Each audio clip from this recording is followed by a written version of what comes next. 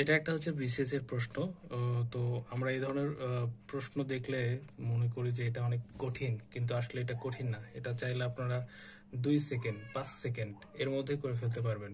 তো দেখেন, এখানে যে দশমিকগুলো রয়েছে, দশমিকের পরে কিন্তু সংখ্যা রয়েছে।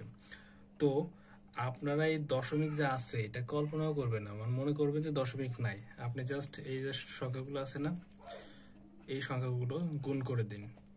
2, 8 কত হলো? 64। এখন কি করবেন? দশমিকের পরে কয়টা সংখ্যা আছে এটা একটু গুনবেন। দেখেন এখানে 1, 2, 3, 4, আর এখানে একটা 5টা। আবার গণেন। দশমিকের পরে এখানে একটা আছে 1, এখানে দশমিকের পরে 2টা আছে 2, 3, এখানে আছে 2টা 4, 5।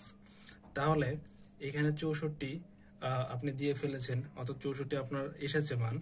সেক্ষেত্রে আপনাকে 5টা ঘর পর্যন্ত, দশমিকের পরে 5 ঘর পর্যন্ত আপনাকে মানটা আনতে হবে। যেহেতু এখানে 2টা আছে আর এখানে 3টা শূন্য সামনে বসালেন, অর্থাৎ দশমিক দশমিক 3064, এটাই হচ্ছে এটার উত্তর। বুঝতে পেরেছেন? আমি আপনাদেরকে আরেকটু বুঝাই। ধরেন এই ধরনের অঙ্ক আসছে। এখন আপনি কি করবেন? যে সংখ্যাগুলো শূন্য ছাড়া, অর্থাৎ শূন্য তো আগে শূন্য থাকলে সেটার কোনো মান নেই।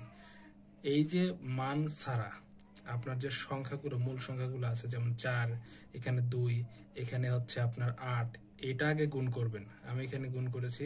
গুণ করে যেটা আসবে, অর্থাৎ দুইটি সংখ্যা আছে এখানে, আরও তো 5টা লাগবে এটা সংখ্যাটা করতে। যেমন এখানে পয়েন্টের পরে 1 সংখ্যা আছে, তারপর পয়েন্টের পর এখানে 2 অঙ্ক আছে, তারপর এখানে 2 অঙ্ক, সব মিলে 5 অঙ্ক আছে।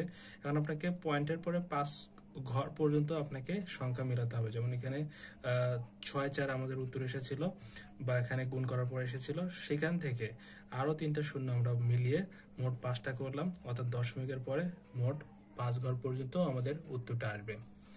তো আমি যদি আরেকটা উদাহরণ দেই, অন্য অন্য অন্য টাইপের একটা উদাহরণ, সেটা হচ্ছে 0